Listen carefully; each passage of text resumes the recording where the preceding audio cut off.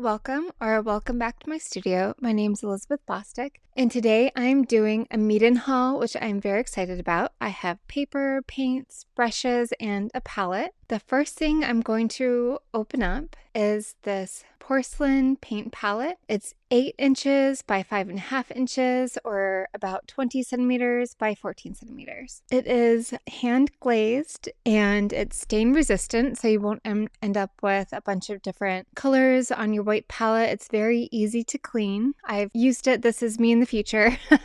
I've used it quite a few times and I've really loved it so far. It came very well packaged. The styrofoam cubes protected the porcelain very well. There was no chipping or breaking or anything like that. It was in perfect condition. And as you can see, it has 18 wells, which I'm very excited about. It also has that nice flat area for making washes and mixing colors. And I'm going to fill it up with this Meeden watercolor paint set with 24 colors. I won't be able to fit all 24 colors as I chose the 18 well ceramic palette, but I can put in my favorite colors that I use often for my paintings, and that will be just perfect. On the back of the box, Meeden gives a lot of information about each color. They have the light fastness rating, the transparency, and the pigment numbers. According to Meeden, their 24 color watercolor paint set has an excellent light fast rating, which means that they will be less likely to fade over time. The first color is titanium white, or PW6 is the pigment number. It is opaque, it is not transparent. The second color is lemon yellow, PY3, and it is semi-transparent. Both have a very good light fastness rating. Next we have the pale yellow, which is PY1 pigment number. It is also semi-transparent. And then we have the gamboge, which is the PY1 combined with the PO13 for the pigment number. According to my research, these last two yellows have a lower light fast rating, but they are very pretty. This next color is a yellow ochre, and it is PY42 for the pigment number, and it has the highest light fast rating. It's marked as opaque on the box, but it looks to be semi-transparent. The next color is called orange yellow. It is a PO13 for the pigment number, and it is semi-transparent. It has a lower light fastness rating according to my research, but it is a beautiful non-toxic color. Next we have scarlet red, which is PR21 for the pigment number, and semi-transparent. According to my research, it has a lower light fastness rating, but it is a beautiful non-toxic color.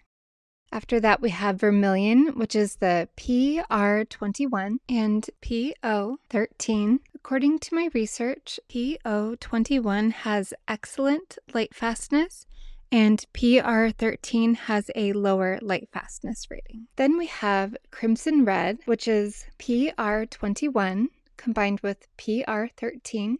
It looks to be semi-transparent.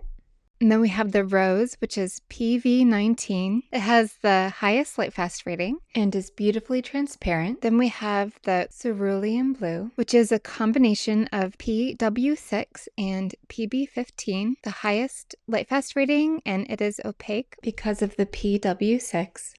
Then we have cobalt blue, which is PB29 combined with PW6. It has a highest light fast rating and it is semi-transparent. Then we have the ultramarine blue, PB29, and has the highest light fast rating as well as being very transparent. Then we have the Prussian blue, which is the PB15 mixed with the PV23, a high light fast rating. It's listed as opaque, but it's very transparent. Then we have the pale green, which is the PG7 mixed with PY3. It has the highest light fastness rating and is semi-transparent. Then we have the sap green, which is PG7 combined with PY1, and it is semi-transparent. According to my research, the PG7 has excellent light fastness, but the PY1 has a lower light fastness rating. Then we have the deep green, which is PG7 mixed with PB15, the highest light fastness rating, and is very transparent. Then we have the phthalo green, which is PG7. It is transparent and has the highest light fast rating. Next is the violet, which is PV23, highest light fast rating, and is transparent.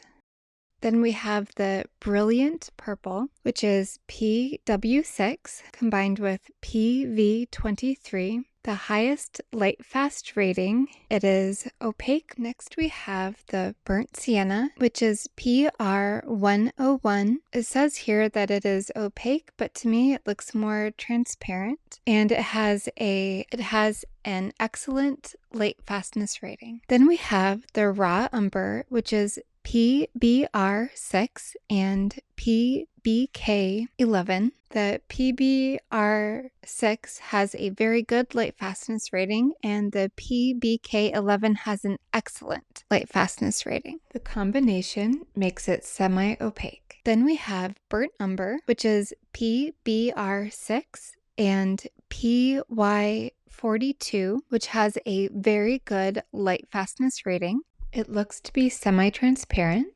Last, we have the black, which is PBK11. It has an excellent light fastness rating as well, and is a beautiful black. I really enjoyed the color's vibrancy and the fact that they are non-toxic. I think that they are a great option for a student grade watercolor paint. Up next is Meeden's Ceramic 18 palette, which I'm really excited to try out. This is me from the future, so I've tried it out and I love it. I highly recommend it. The first color I filled in was the lemon yellow, then the pale yellow, the gamboge, the yellow ochre. Then I put in the scarlet red, the crimson red, the rose, the cerulean blue, cobalt blue, ultramarine blue, Prussian blue, sap green, deep green, phthalo green, violet, burnt sienna, raw umber, and burnt umber. Next up are the brushes. I've really enjoyed using these brushes. There are 10 brushes in the box. There is a nice little ribbon to pull the box open. Within the 10 brushes, there is a nice assortment of flat brushes, round brushes, and also a fan brush. The first flat brush says it is 7/10 of an inch. The next says it's 3/5 of an inch, 2/5 of an inch. They call this next brush a script brush that is 1/4 of an inch. And then the next, also a script brush, which is 1/5 of an inch, which to me they look like a size 6 and a size 5 round brush is what I would call them. When I think of a script brush, I think of a very long, skinny brush, the bristles being long and skinny. And these seem to be more of your traditional round brushes, but they work beautifully and I've really enjoyed using them. Then the next brush, they said it's 1/5 of an inch. Then they call the next one a round brush, 1/7 of an inch. And then a 1/8 inch round brush. And then a 1/10 inch detail brush and a 0.08 inch detail brush. Then the next brush is the fan brush, which is, the fan brush is 1 1/5 inch. They come wrapped in these circular plastic wraps to protect the bristles. The bristles are nylon, and it says that they are water collected, new tech, soft strokes, no hair losing brushes. To soften up your brush before you use them for the first time, as they do come stiff, so you want to run them under maybe a faucet, or like I am, you can wash them off in your cup of water. Just make sure you change out the water before going to paint with it. And that way the bristles will be nice and soft and ready for your paper. Overall, I think it's a great set of starter brushes, with the round brushes having a fine point to them and being great for detail as well. So next, first I have to apologize for my voice. I couldn't wait till I was completely well again, so please excuse my nasally voice. But we are going to be looking at the paper.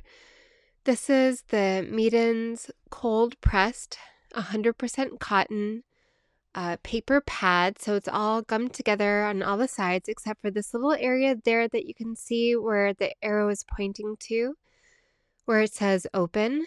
That is where you will use maybe a letter opener, or I like to use a plastic card and put it in there. And once your painting is completely dry, that's how I'll show you here, taking off the cover protective paper that they have on there. That's how you take off your finished painting when it's completely dry. You just slide an old card, maybe an old credit card or gift card, in there into that area where it says open, because that's where it's not gummed down. And then once you have it detached from all the sides, it comes off very easily. While you're painting, this is great that it's gummed down on all the sides. That way you don't have to tape it. It remains flat until it's dry. Especially for the smaller size, it's easy to paint with lots of water and it won't bubble up or have those waves to the paper.